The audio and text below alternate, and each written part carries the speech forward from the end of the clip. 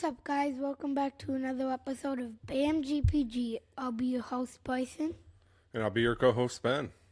And today we're going to talk about some of the trade rumors for Myles Garrett and Kupp. And if you haven't already, like and subscribe and go to our TikTok, bam.brands. Yeah, absolutely, Bryson. So let's kick it off here. So, some big news in the NFL world today. Kind of breaking news here. So Myles Garrett came out today. About a week after his GM came out and said he wanted to see Myles Garrett retire as a Cleveland Brown. Garrett came out today and asked to be traded. Citing reasons. His cited reason was he wants to play for a competitor. He wants to play for a Super Bowl, right? Mm-hmm. So you look at the Browns, they're probably in a rebuild, right? It doesn't look like they're going to be competitive this coming season or probably the season after that. So Myles Garrett, if what he's saying is true, he wants to go to a team that can compete. So looks like he may be trying to force the Browns' hand. We'll see. Maybe this is just a play to kind of restructure his contract, or not restructure it, but kind of renew his contract for more years. But we'll kind of take a look into it here. Last week after the general manager came out and made those comments, I kind of dismissed Myles Garrett as the possibility to Green Bay, but after today, certainly opens the door again, and absolutely would be a player that would be a difference maker on our line, our defensive line. Now, if it goes to one of our division rivals, then that would be that would not be good, right? So especially the Lions. Yeah, Aiden Hutchinson and Myles Garrett. Yeah. Absolutely. That's what we do not want, right? I couldn't imagine facing a Detroit defense with those two coming off the edge at us. So, yeah, that's certainly something you have to keep in mind too when you're looking at pursuing a guy like that. Is you have teams in your division that are in win now mode too, such as Detroit, right? So, mm-hmm. Detroit's probably, I can't see them bringing back. I can't think of his name right now. It eludes me, but they're certainly in play for a defensive end, right? Mm-hmm. Zadarius Smith. There we go. That's the name. So good old Zadarius seems to have issues with every former team he's been with. So he's never the problem. It's always the team with that guy. So I think he's probably moving on from Detroit, or Detroit's moving on for him rather. So they're certainly going to be in play for a defensive end. So it wouldn't surprise me if they make a play for Myles Garrett. So it's something you certainly have to keep in the back of your mind, right? That's certainly not a defense you want to face with Hutchinson and a Myles Garrett. So it's something I feel that Green Bay needs to take a serious look at. You look historically at the Packers. It's something we've done in the past. You look at Reggie White, and no one expected us to make a play on him, and we brought him in, and he got us to Super Bowl 31. He wasn't the only one, but certainly a big piece of us winning Super Bowl 31 when we won that. Mm-hmm. So Myles Garrett, could be your generation's Reggie White, certainly. So how did Myles Garrett finish this year? Well, fantastic as always. So let's kind of take a look at his year. We'll take a look at his PFS stats for this year, similar to our episode we did last night, where we took a look at some of the Packers players where they finished for this year. So we'll take a look at Myles Garrett, see where he stacked up on the season here, Bryson. Yeah, his overall grade 92.3, second in the league. Pass rush grade 92.8. Second in the league, and one defensive grade, 78.4, 11th in the league. Solo tackles, 23, 43rd in the league. Sacks, 14, 3rd in the league. Assist, 6, 68th in the league. And forced fumbles, 3rd, 3. Yeah, so right away these numbers jump off the board at you, right? Second of all, edge rushers, with his PFF rank, 92.3. Pass rush grade where, Green Bay certainly needed and didn't have this year. He graded out a 92.8. 14 sacks on the season, and this is coming from a guy, he's putting up this production on a team that wasn't very competitive this year. So what's that mean? Why does that affect his stats? Right? So when you're not fielding a very competitive team, he's going to receive a lot more attention, right? Because the guys across from him aren't very good. So he's going to be seeing a lot more double teams, and he's still putting up these kind of numbers. He's still shredding double teams. He's big. He's big, plays physical.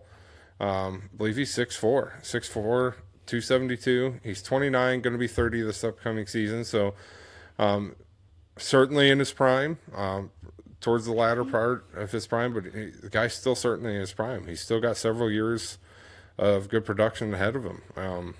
So certainly a guy you need to look for. Now, what would it take, Bryson? What would it take to get a guy like Myles Garrett in Green Bay? First rounder and a second or a third. I agree. Yeah, it's going to take multiple picks to bring a guy of this caliber in, and that's what Cleveland would need to be looking for if they're looking at a rebuild. Right? So it's going to take a first-round pick. It's going to take a second, maybe a first and a third. But it's going to take multiple picks. I think it would probably be a first in this year's draft, and then maybe a third next year, or a second next year. But you're certainly looking at multiple picks, and possibly maybe this is the way Green Bay offloads Jair. Maybe it's the first Jair for Myles Garrett. Maybe it's just Jair. Yeah, I don't think Jair is at the same level of production as Myles Garrett. And the difference is Myles Garrett can stay on the field, right? Or it could be like Jair in a second. Yeah, possibly. But again, it's one of those things where you're going to have to be competitive. I mean, there's going to be some players. If he's truly made available by the Cleveland Browns, I couldn't think of a team out there that wouldn't want Myles Garrett on it, right? Yeah. So you're going to have to be competitive in your offers to get a guy like that. Now, when you look at a guy like Myles Garrett, yeah, you're going to have to give up some draft capital. So what's that mean for you? It means you're going to potentially give up some young talent, right? Is there a Myles Garrett in this year's draft? Yeah. Maybe. It's a risk you take. But with Myles Garrett, you're getting the for sure thing. Now, here's kind of the kicker on this. So you're giving up potential raw talent, but you're also giving up a cheap salary. You bring a guy like Myles Garrett in, you're going to be paying him. It's going to require a hefty salary. So what's that mean for a team like the Packers? So you're giving up draft capital. You're paying this guy more. So that's going to affect your salary cap 2-3 years down the road when you have some of these other young talents that we've been drafting coming up for a contract, right? Mm-hmm. Some of those guys you may not be able to retain because of a guy like Myles Garrett. So that's something you certainly need to keep in mind. He's not cheap. Certainly going to affect contracts down the road if you would bring a guy like that in rather than cheap young talent through the draft. But I'm always a big proponent, right, of get the proven player, right? You look at the past couple seasons, Green Bay hasn't done particularly well in the first round. Second, third round, we've been finding some gems in the second, third round, but again, Jordan Morgan is still out on him. We don't know what we have in him, right? So to be fair, he hasn't played a lot this season, so he may come in and really shine for us. But you look at the last couple first round picks, they haven't been that stellar. I mean, they certainly haven't been a Myles Garrett type of level of a player. And there's not many like him. So to me, you go with the proven player. So it'll certainly be interesting to see what Green Bay does with it. But you look at his production, Bryson, compared to what would be considered our top pass rusher. Rashawn Gary. Rashawn Gary. So we looked at him yesterday. Let's pull him up again here just real quick and run through his again, Bryson. Yeah. Overall grade, 73.8. 36th in the league. Pass rush grade, 66.3. 65th in the league. One defensive grade, 17th. 200 out of 211th. Solo tackles, 29, 20th in the league. Sacks, 8, 26th in the league. Assists, 11, 24th in the league. And forced fumbles, 1, 28th in the league. Yeah, so, I mean, pretty solid stats, and a lot of that was due to the fact that there wasn't much talent up front for Green Bay on the defensive line this year, so that certainly affects it. But Myles Garrett had the same situation. He was still able to put up that level of production. So I think what you're looking at when you look at these two, you're looking at a 1A type of player and maybe a B player, right? A guy like Myles Garrett can certainly make a guy like Rashawn Gary much better because it's going to take some of the pressure off of Gary, right? They're not going to be able to – he's not going to see nearly as many double teams if you would have a guy like Myles Garrett across from him. That certainly I think is true. And he's also going to benefit guys like a Lucas Van Ness, right? It's going to give Van Ness more time to develop. The similar body size as Garrett too, so – kind of learn from Garrett, develop behind him. So there's a lot of benefit to bringing in a guy like Myles Garrett. Again, it's going to cost you. It's going to cost you draft capital, and it's going to cost you, retaining some players down the road. So certainly something to keep in mind when you look at a guy like Garrett. But again, he's that level of talent where he could be this generation's Reggie White. He could be that piece that we need to get over the top. Most certainly. So let's take a look at the other guy that we kind of mentioned here in our intro, Bryson, with Cooper Kupp. Cooper Kupp. Yeah. So the Rams didn't put it out. So Cooper Kupp put it out today that the Rams essentially informed him that they're looking at moving on from him this offseason. His overall grade was 71.2, 49th in the league. Receiving grade 72.1, 49th in the league. Targets 97, 33rd in the league. Receptions 67, 30th in the league. Receiving yards 710, 43rd in the league. Receiving touchdowns 6, 28th in the league. Yeah, so none of those stats really jump out at you, right? Pretty middle of the pack everywhere you look across the board for him. Not terrible, but certainly not that alpha receiver, that 1A receiver you're looking for. So what would it take? You look at Cooper Kupp, he's not young, but I mean, he's certainly got some, a couple productive, 2-3 productive years left in him. I think, as long as he can stay healthy and stay out on the field, he'd certainly be a great addition to whatever team went out and grabbed him. What's it going to cost you for a guy like Cooper Kupp, Bryson? Like a 4th or a 5th rounder, maybe? That's kind of where I'm leaning. Anything higher than that just really doesn't make sense, given his age and his recent production. And then you also look at the guy's coming off a season where he missed a lot of time due to injury.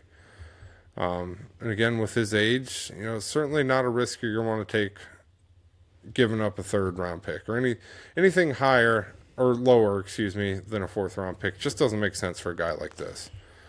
He'd certainly be a great addition, but, Green Bay's got players similar to him. One that comes in mind right off the bat to me would be a Jaden Reed, right? Similar player. The biggest difference between the two is you're looking at a 32-year-old and you're looking at a 24-year-old Jaden Reed. So Jaden Reed's stats on the year, Bryson, here.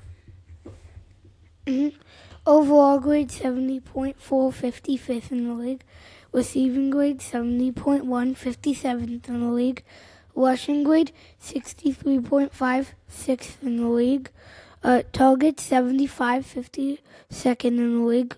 Receptions 55, 45th in the league. Receiving yards, 857, 32nd in the league. And receiving touchdowns, 628th in the league. Yeah. So, I mean, almost identical stats, right? And you're looking at a 32-year-old to a 24-year-old. So, again, it doesn't look like it would make a lot of sense to give up, very much capital. It'd probably be more of a salary dump from the Rams than it would be for them looking to acquire capital for a guy at his age. With his recent production, you're probably not going to be getting back a lot of capital in return for him, right? So, as you mentioned, you're probably looking at a lower round pick for him. It looks like it's probably, kind of a cap saving mood for LA, certainly. But, certainly an interesting guy. If he can stay healthy, stay out on the field, be a great rotational receiver out there to add to the group. But, certainly not that number one wide receiver that, I think Green Bay probably needs to look at this year. But certainly not going to be that guy that we're looking for, that we're going to be missing with Deshaun, or excuse me, not Deshaun, Christian Watson being out, right? So we're missing that guy that can kind of take the top off the defense, and I just don't think that's Cooper Kupp anymore. Would he be a great addition? Yeah, absolutely. Be a great rotational wide receiver, but is he that guy that's going to be your number one? No. No, I don't think so either. So definitely an interesting name out there. Again, it'd be something to entertain. Certainly gonna. I don't know what he has left on his deal, but you're certainly going to be looking at taking on a little bit higher salary for a guy like that. If you can get him for a real low draft pick, maybe it is something we entertain. So definitely interesting. But, a couple big names that came out today: Myles Garrett, Cooper Kupp. And then I want to transition back to Myles Garrett here, just real quick, Bryson. So when you look at the draft, right, is there anybody you see that's going to potentially be the next Myles Garrett? Maybe, right? Maybe, yeah. I think that's what you can say is maybe. So a couple guys in the draft that I think are probably kind of towards the top of the board here. Mike Green from Marshall and Abdul Carter from Penn State. Now, Abdul Carter probably, he's got some pretty raw talent still. It's probably going to be more of a developmental player than Mike Green. Mike Green's probably more ready day one coming in, but Abdul Carter maybe has a little more upside than a Mike Green, but are those guys Myles Garrett? I no, not right now. Right? Could they be a few years down the road? Possibly. But again, that's one of those things you kind of go back and forth on. So something to kick around. Certainly, it's definitely interesting.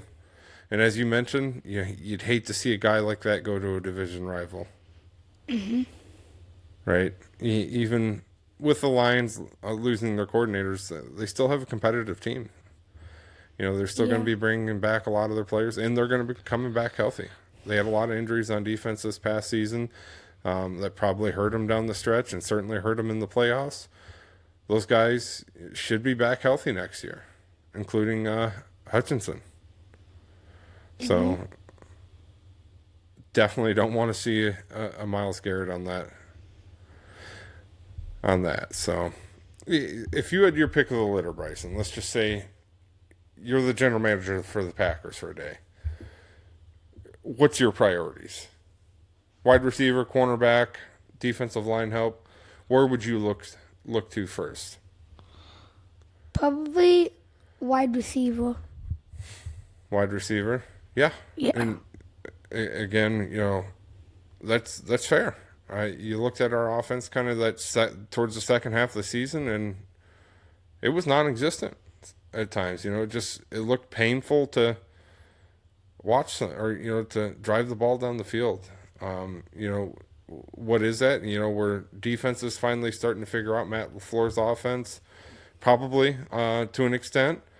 But I think Matt will figure that out this offseason, kind of change some things up. But, certainly a big part of that is we don't have that number one guy.